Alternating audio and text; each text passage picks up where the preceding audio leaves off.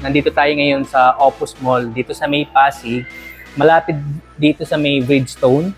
So dito kay EV, meron tayong 4 slot o EV charger. So again, 22 kilowatt yung output capacity ng bawat charger. So meron tayong Bay 1 to Bay 4.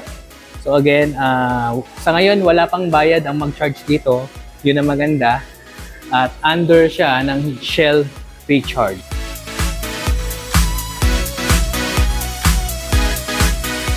So mga ka-EV, kung gusto nyong bisitahin or kung magagawi kayo dito sa bandang Pasig, yan, meron tayong libreng charging station dito sa Opus Mall.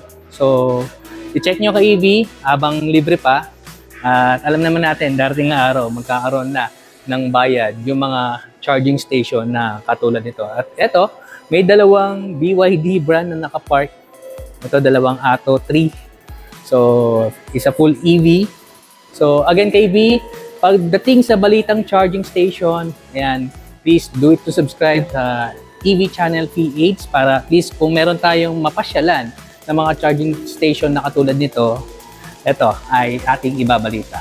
So, again, I'm Mark from EV Channel PH, the first pure electric mobility channel dito sa Pilipinas. Stay charged, drive electric.